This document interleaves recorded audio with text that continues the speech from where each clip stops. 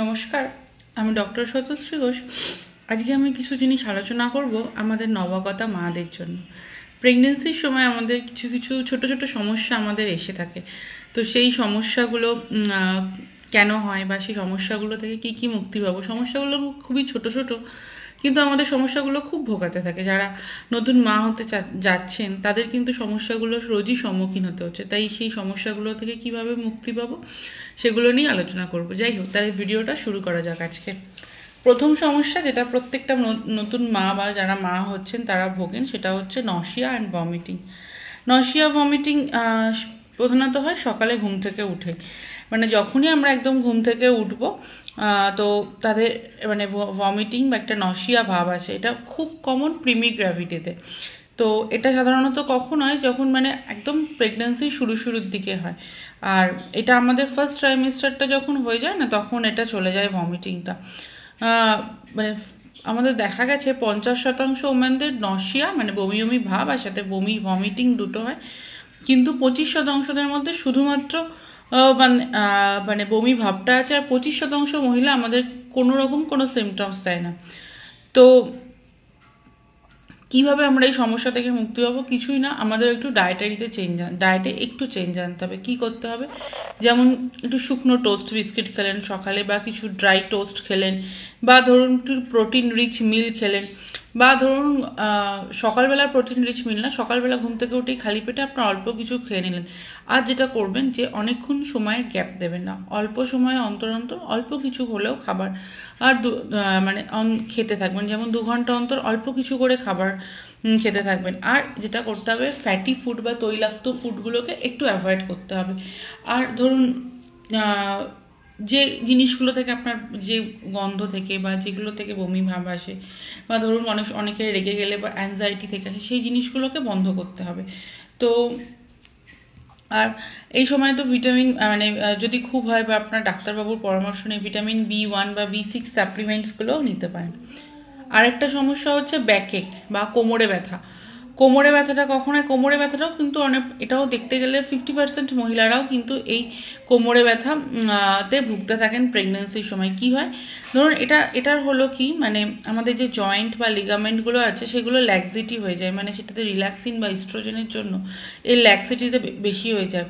তারপরে আমাদের যে প্রেগনেন্সির সময় ওজনটা বেশি হয়, মানে ওজনটা বেড়ে যায়, ওয়েট গেইন হয়, বা হাইপারলর্ডোসিস হয়, বা ধরুন আমাদের যে অ্যান্টিরিয়ার টিল্ট হয়ে যায় পেলভিসটা, এই কারণগুলোর জন্য কিন্তু আমাদের মানে কোমরে ব্যথাটা হয়। আরও কিছু কারণ যেগুলো আমরা নিজেরা তৈরি করি, যেমন ধরুন আমাদের মানে ফল্টি পশ্চার, যেমন আমরা প্রেগনেন্সির সময় অনেকে মায়েরা আছে অনেক হাই হিল জুতো পরে, সেটা থেকে হতে পারে, বা মাস্কিউলার স্প্যাজাম হয় তার জন্য। আরেকটা কারণ হচ্ছে কি, ইউরিনারি ইনফেকশন হলে এই সময় একটু মানে টয়লেটগুলোকে অ্যাভয়েড করবেন। ইউরিনারি ইনফেকশন হলেও কিন্তু বা কোমরে ব্যথা হয়, বা অনেকের কনস্টিপেশন থেকে কোমরে ব্যথাটা বেশি হয়।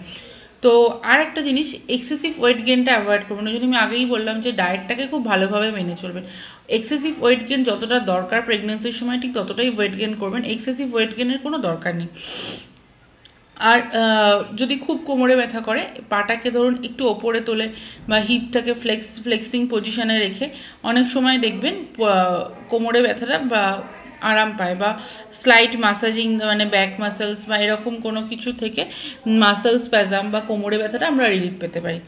আরেকটা হয় কি সমস্যা, সাধারণত মাদের মধ্যে দেখা যায় কনস্টিপেশনটাও খুবই মানে কোয়াইট কমন। আমি আগের একটা ভিডিওতে আলোচনা করেছিলাম ফার্স্ট ট্রাইমেস্টারে কেন হয়। কেন বলুন তো, মানে এই সময় মানে ইউটেরাসটা এত গ্র্যাভিট হয়ে যায়, আর আমাদের গাটটা মানে গাটের অ্যাটনিসিটিটা খুবই বেড়ে যায়। কেন বলুন তো? আমি প্রোজেস্টেরনের এফেক্টের জন্য। তো আমাদের এমনি তারপরও আমাদের ফিজিক্যাল অ্যাক্টিভিটিটাও খুব কম হয়। আর এই সব কিছু মিলে আমাদের গ্র্যাভিড ইউটেরাস একটা প্রেশার দেয় পেলভিক কোলন আর সব কিছুর ওপরে। তার জন্য কিন্তু আমাদের কনস্টিপেশনটা মানে খুবই দেখা যায়। আরেকটা সমস্যা হয় লেগ ক্র্যাম্পস, মানে পায়ে ক্র্যাম্পিং ধরা প্রেগনেন্সির সময়। মানে এটা হয় কি বলুন তো, অনেক সময় মানে এটা ডেফিসিয়েন্সি অফ মানে ডিফিউজেবল সিরাম ক্যালসিয়াম, আর আমাদের এই সময় সিরাম ফসফেট লেভেলটা খুব বেড়ে থাকে। তো যাদের এরকম হয় অবশ্যই চিকিৎসকের পরামর্শ নিয়ে সাপ্লিমেন্টেড ক্যালসিয়াম থেরাপি করুন, বা সিরাপের সাথে, বা ক্যালসিয়ামযুক্ত মিল সেটাও একটু ভালোভাবে মানে খাবারের সাথে রাখুন। ডায়েটটা খুবই দরকার প্রেগনেন্সির সময়। বা লেগ ম্যাসাজিং করে, বা ধরুন অনেক সময় মানে একটু ঠান্ডা গরম শেক বা ভিটামিন B1 ইনটেকের ক্ষেত্রে কিন্তু এগুলো থেকে আরাম পাওয়া যায়। আরেকটা খুব বড় সমস্যা মাদের দেখা যায়, সেটা হচ্ছে কি অ্যাসিডিটি বা হার্টবার্ন। অ্যাসিডিটি কি বলুন তো, এটা মানে আমাদের যে ইসোফেজিয়াল স্ফিংটারটা আছে সেটা একটু রিল্যাক্স হয়ে যায় এই সময়। তো এই জন্য বলা হয় যে মাদের বলা হয় আপনারা বেশি পরিমাণে খাবার একসাথে খাবেন না, বা ওভার ইটিং করবেন না, বা খাবার পরে সাথে সাথেই বিছানায় চলে যাবেন না। বা অনেক ক্ষেত্রে অনেক মাদের ক্ষেত্রে হায়াটাস হার্নিয়া দেখা যায়। তো এক্ষেত্রে মানে হায়াটাস হার্নিয়ার থেকেও কিন্তু মানে গ্যাস অম্বলটা যখন মানে দেখা যায়, যখন কি হয় যখন শুয়ে পড়ে তখন কিন্তু গ্যাস অম্বলটা খুব বেশি দেখা যায়। আর অনেক সময় কি হয় মানে ধরুন আমরা সেমি রিক্লাইনিং পজিশন বলি না, এইভাবে ঘুমোলে কিন্তু অনেক সময় হার্টবার্নটা কিন্তু খুব রিলিফ হয়। আরেকটা সমস্যা দেখা যায় প্রেগনেন্সির সময়, সেটা হচ্ছে ভ্যারিকোজ ভেন। ভ্যারিকোজ ভেন প্রধানত পায়ের দিকেই বেশি দেখা যায়। ভ্যারিকোসিটিস অনেক সময় রেকটামেও দেখা যায়, মানে হেমারয়েডস দেখা যায়। তো মানে এই সমস্যাগুলো হয় একটু ল্যাটার মান্থে, একটু টার্মস মানে বিফোর ডেলিভারির দিকে এটা হয়। এটা কেন হয় বলুন তো, আমাদের এই যে ভেনাস রিটার্নটা হয় ব্লাড সার্কুলেশনের সময়, ভেনাস রিটার্নটা অবস্ট্রাক্টেড হয়ে যায়, এই আমাদের ইউটেরাসটা ইউটেরাসটা ভারী হয়ে যায়। তার জন্য কি হয়, তো এই আমাদের এই ভ্যারিকোজ ভেন বা এই ধরনের সমস্যাগুলো দেখা যায়। বা হেমারয়েডসটাও কিন্তু দেখা যায়। আরেকটা হতে পারে মানে আরও অনেক রকমের সমস্যা আছে, যেমন টায়ালিজম মানে এক্সেসিভ স্যালাইভেশন হয়।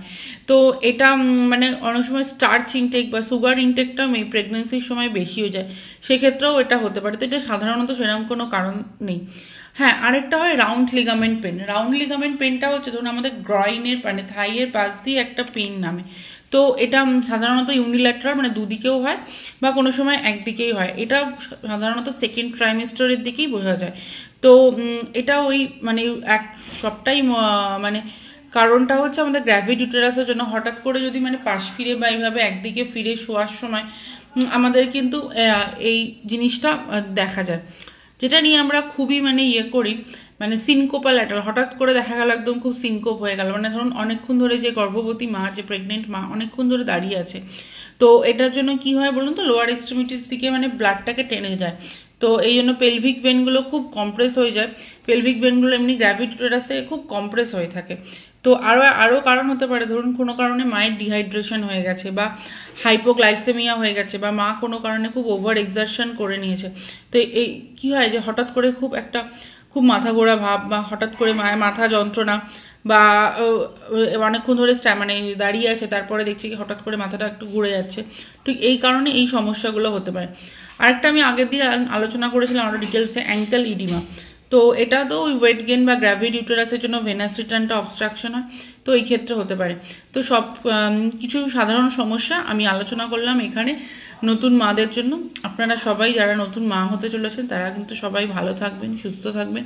আর কোনো বিষয়ে কোনো সমস্যা হলে মানে যে কোনো সময় আমার সাথে যোগাযোগ করতে পারেন, কোনো অসুবিধা নেই।